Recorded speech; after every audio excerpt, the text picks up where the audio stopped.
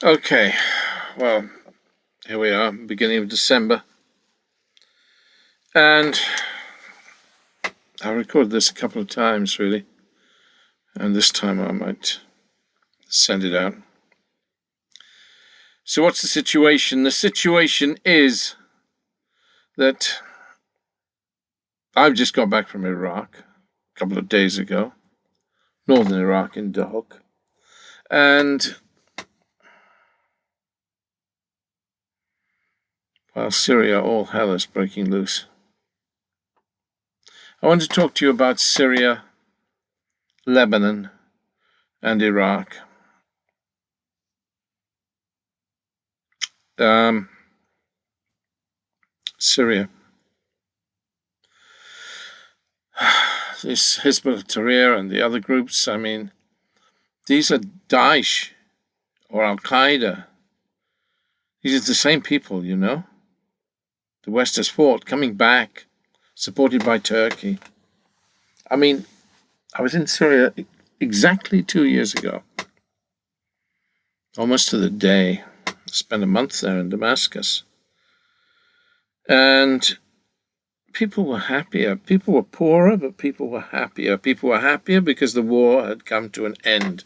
Their kids were no longer dying in conflict again and again and again, being killed. And now you're going to give it back to them. Turkey has funded ISIS. Really? I mean, a lot of these fighters came up from Ghouta, eastern Ghouta, the suburb of Damascus, you know, when that was being besieged. A lot of people were starving, dying. And we were among the groups that argued very forcefully for the release of the prisoners from Ghouta besieged people from Ghouta to Idlib. In buses they went up, all these Islamist fighters.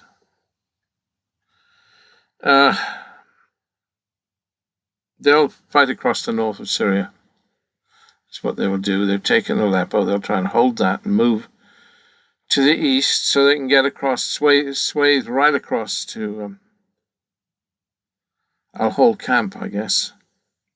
Release the 70 to 80,000 women and children there that are held. Daesh fighters as well. There are about 7,000 foreign women and children.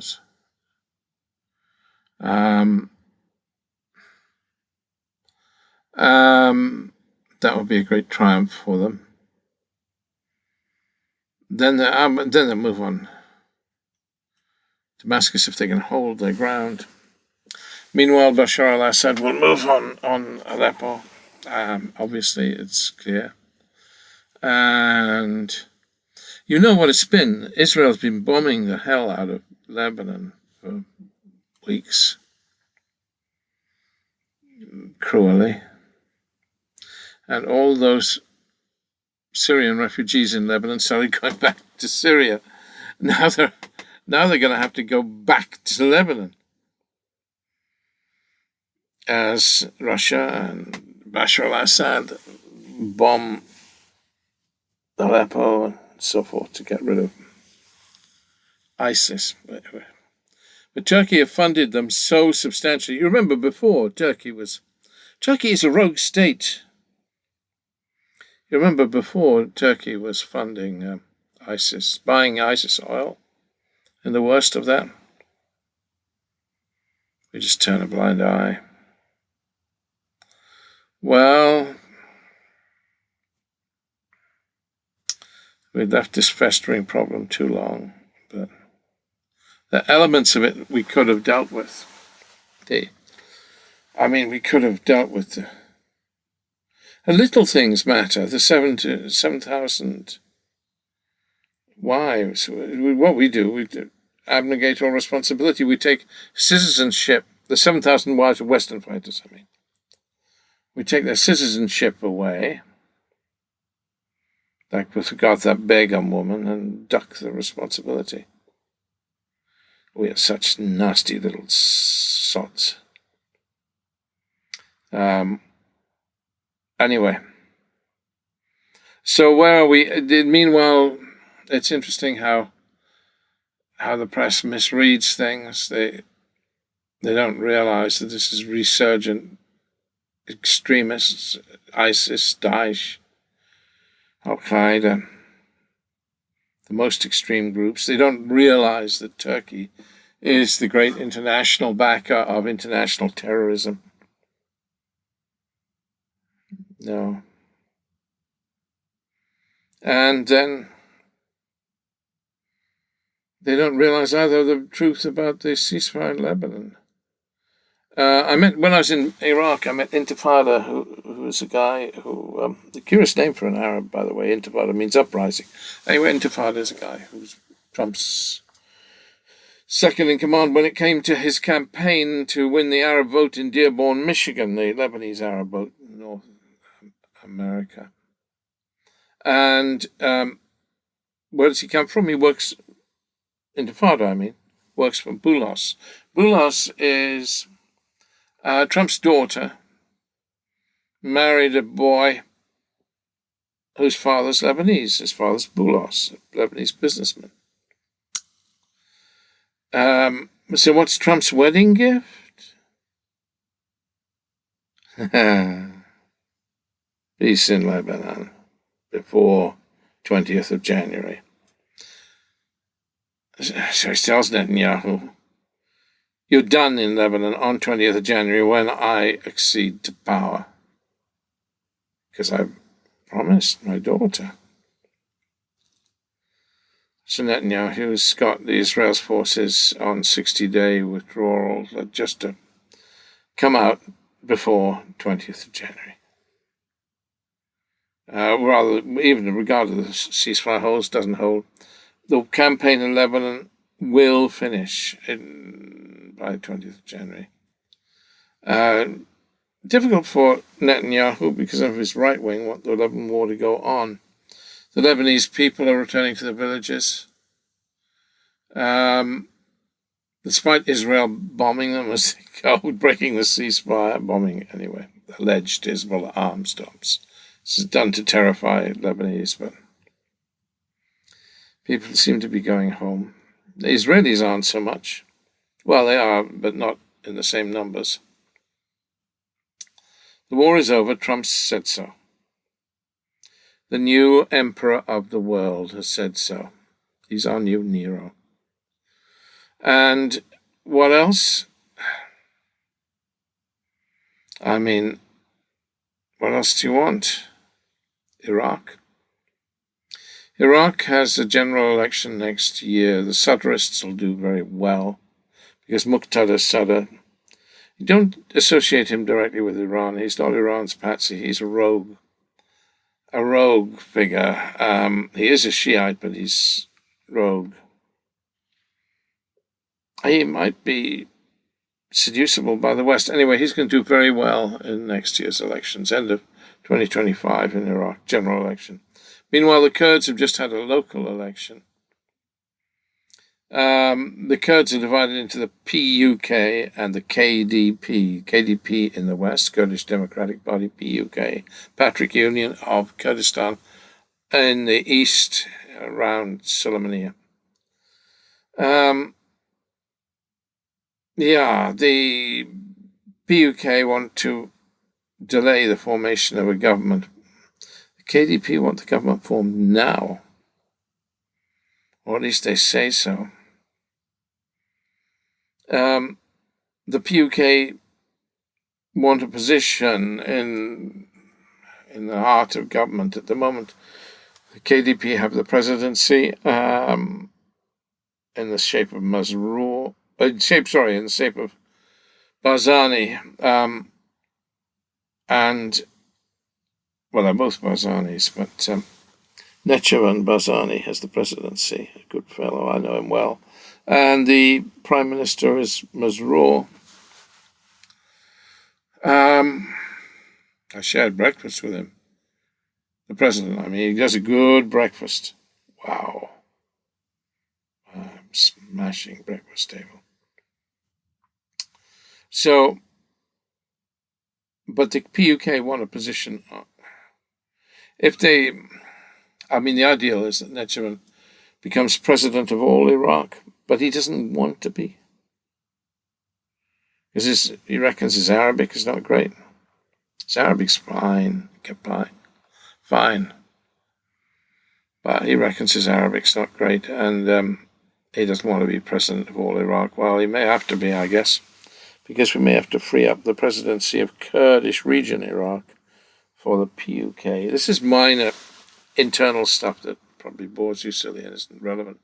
But what is relevant is that the Kurdish region, which has corruption just like central Iraq, the difference being that in the Kurdish Iraq, things get built, things get developed, there is movement, progress. In central Iraq, there's no progress. All the corrupt money gets pocketed and salted away in foreign banks, and, dead end. So, what? So we have a situation in which Iraq is okay, sort of. Still not a happy place. Syria is now coping with a resurgent ISIS. Not a happy place. But Lebanon is under the protection of President Trump of the United States of America and will become a happy place again. But thank God for something. 1 out of 3 is something, eh? The Middle East makes you weep. Gaza. Bleed on, Gaza. When Trump gets into power, his team tell me and you that Ukraine is the number one priority. After that, domestic issues, the border with Mexico, that sort of thing, he's already working on that. The Mexican border, primarily, and other domestic issues. And then third comes the Middle East. Third on his priority list. Mind you, interesting, I mean, we do have a true emperor in the United States, and the thing about emperors is they're unpredictable. Yeah, I have to watch the guys they hug. He hugs Mohammed bin Salman, the ruler of Saudi Arabia, not the king, but, he's the de facto king of Saudi Arabia. And he hugs Modi of India. I mean, these are his hug buddies. There's a triumvirate to rule the world. It's going to pull Modi away from Trump, or pull Modi away from the great Eastern Alliance, the BRICS alliance, but big BRICS, isn't it? Brazil, Russia, India, China. That'll be weakened by Trump's actions. I told you the Chinese are not too bothered about his immense taxes he's supposed to put on their airports, their exports to the United States. They say he's a businessman. We can deal with businessmen. We're used to negotiating. We'll figure something out. What bothers the Chinese is the unpredictability of Mr. Trump. I think Trump's going to do all right. India is going to do all right. China's a bit shaky. Depends very much on its Belt and Road initiative. The Chinese empire needs tentacles, to trade tentacles. Belt and Road initiative is stymied over Afghanistan, various spots it's not working out. Plus, God, it amuses me. The Iraqis paid $100 million or thereabouts to have a Belt and Road from Basraport up into Turkey, fine state-of-the-art road to be used for China's Belt. They paid for it. The Belt and Road Initiative is an existential issue for China. It should be paying to build the bloody road. Chinese are not very good road builders, actually. We've seen them in Africa. Well, they're all right, but they're iffy.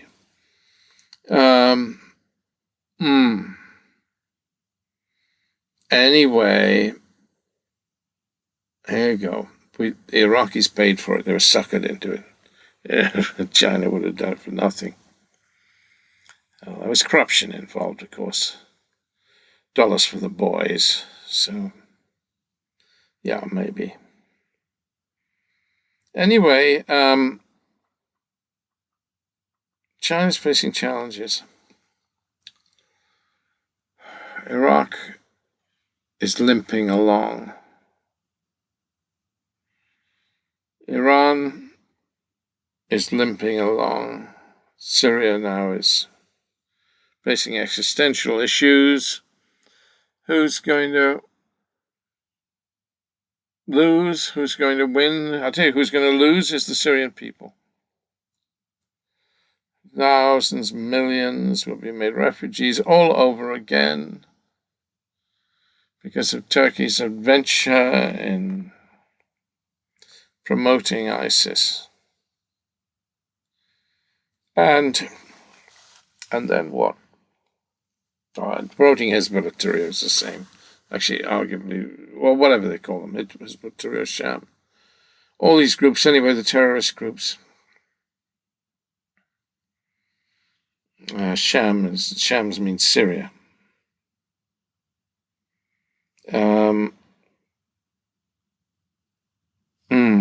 Not good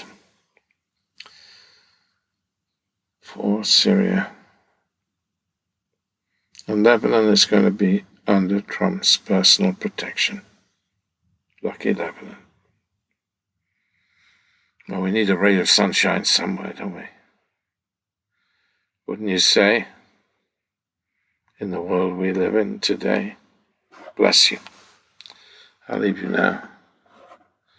I'm not sure I've made things any clearer. Don't you agree with me? But I do my best, and I hope you're okay. I will talk again next week. Hope the world is gentler then. Amen to that.